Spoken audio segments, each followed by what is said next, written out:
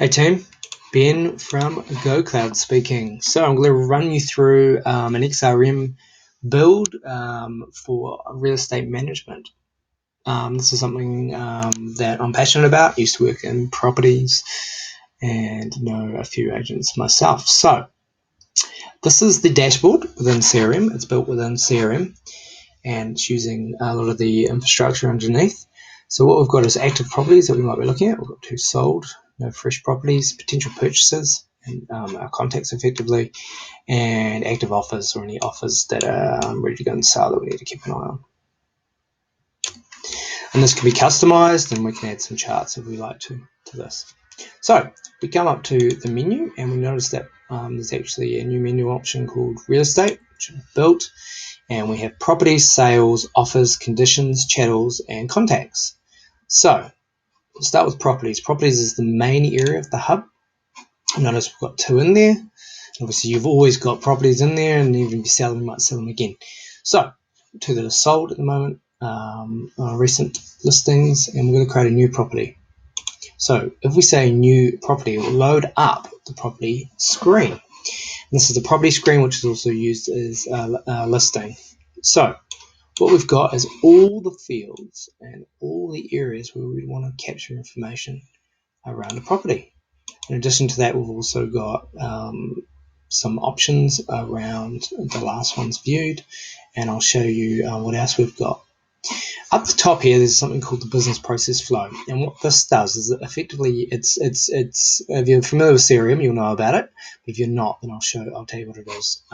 You can hide it, but it's actually worth using in your business process. So you can enter all the fields you like below, and we will, and then up top it reminds you of the key fields you need to do to move to the next stage. So let's start off. We've got a property, and we've looked at a property, and we'll just say, look, at the moment we've found a place at 50.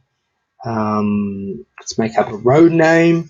Let's call it Drive Street, just to be funny.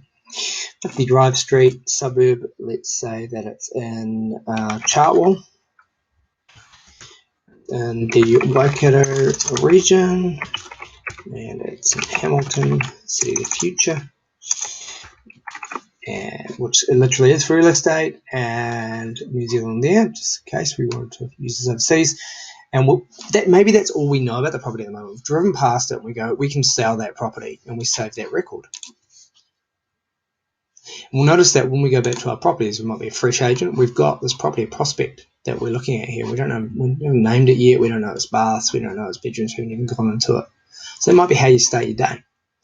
And then as you go through the next couple of days, we contact the owner and we figure out who it is, and we talk to them on the phone, and we say, oh, hello, how's it going? And they said, oh, I'm good, actually, what's your name? Would you be interested in selling your property? Yes, I would. And they might say that my name's David Jones, let's say. Find out that David's actually, let's just say he's an accountant. You just find that out. Pieces of information, doesn't work for a company. You go, okay, well, I'll email you through some details around what I get up to, and they might work for IHC. And you get obviously got his phone number, 021, blah, blah, blah. Cool. You're happy with David, and David says, yes, I'll be interested in contacting you. So he's happy, and you might actually load that in. You know a bit more about the property, and you say, I want to list this. So you might have even had a name, and you said, actually, Chartwell is what we're going to call it. We look in the property, and we figure out that actually it's only a 2-bed, 1 bath. So it's got 4 rooms total, 1 level, rich space. We've had a chat to David, and he does want to list the property. So we go to the council and we find out what its capital value is. In Hamilton, it's probably the lowest price you're going to pay. Land value is 150. Get the legal description. It's lot DPS. There we go. So we find out a bit more about it. He says yes, he's happy to list it, and he's decided he wants to do it by auction. So there we go. Put an auction price in, and we've talked to him, and he's really happy and he wants to list it. So let's list it today. we'll list it today, and we'll give it a listing ID that, remember, ABCDE123. He said, I'm going to do an auction, so we won't have a listing price, but he might say that he's looking for something around the, let's say, 350, so maybe he says he wants 375, he wants probably. Cool. And we have a description about it. Chartwell Gem is a wonderful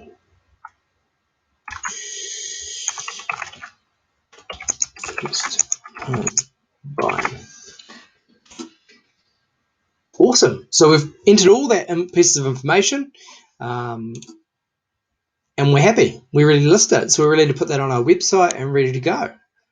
So once we've done all that, we could say, oh, sorry, we need to change our, it was a prospect. We've now listed the property, listing, and we've changed. And what happens when we list the property at that point is we're now ready to accept offers.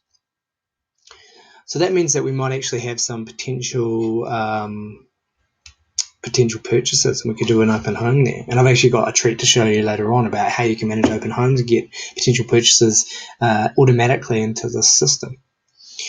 But let's just go through an example here and say that there's an investor, Bob Smith, who's looking around town, and we know that he's interested in it, and we show him this property, and he's like, yep, bang, I really like that, I want to put it on an offer. So we're all happy with that. He says, yes, ready to go, happy with all that. So we've now listed the property, we've got the owner, we've changed the status to listed, and now that we've got Bob Smith coming through, he might say he's ready to put an offer in. So we can change the status of this listing to under offer. And what that does is it opens up the workflow to the offer management area. So we've done property management, listed it, and now we've got an offer. Let's go to the offer and create a new offer. Out of all the people that looked at our property, we knew that it was only one person in this case, that actually the person was Bob Smith, who's this guy who's buying up all of Hamilton at the moment. He offered it the day after we listed it, and he said, look, I don't want to muck around with auctions, I'm going to offer him $400,000 more than his asking price, and he just knows what's going on, so he's going to miss out the auction process, which is fine. And we're going to have a discussion, and what might actually happen is that when Bob's in condition, we know that all he cares about really is making sure that there's a limb report. So let's add a limb condition here. Awesome. He's happy with all of that, and we can say he got the limb and he's happy with the limb, and if we really want to, we can go into the condition and deactivate that condition, or we might want to keep it there. So all that means is the condition's been met. Cool. He's happy, and let's just say that in this example, David Jones said, wow, 400,000, I'm going to have that, right? That was speeding up this example. We could say, well, he's accepted it. He's accepted the offer, and what that means is we're ready to sell it. So let's create the sale. And what's happened is the sale's pulled in all the information beforehand, and now we're ready to enter the details around settlement date, the unconditional date, some details around banking, solicitors, and the deposit amount, and also the channels that we may actually have. So let's just say the unconditional, he wants to go unconditional in a month, and a month's quite a long time. Let's not make it a month, let's make it less than a month, let's make it a couple of weeks, and let's say he wants us to buy it in a month's time, and David's happy with that. So we've entered our dates in here, and obviously there's other information, so the deposit amount might come through, we might start collecting our commission, note down what that is, the amount of the condition, the amount and then our rate, and other information around the sales, and we might even say, for example, save that record, we might even add a channel. So there we go. So in this example, let's create a new channel, show you how that is easy is to do, and let's say he wants to take the spa pool. So we're ready to go. We've created the spa pool, and that's the condition there. Oh, sorry, the channel. Save that record, and he will come through. And now we're ready to go, and we're actually happy. So that's just a really quick preview of what I've been up to. There's a lot more that I can show you, but if we go back to our properties, we've got it there, and we'll go back to our dashboard, now showing that we've actually got a sold property, Chartwell Gem sold, ready to go, and all our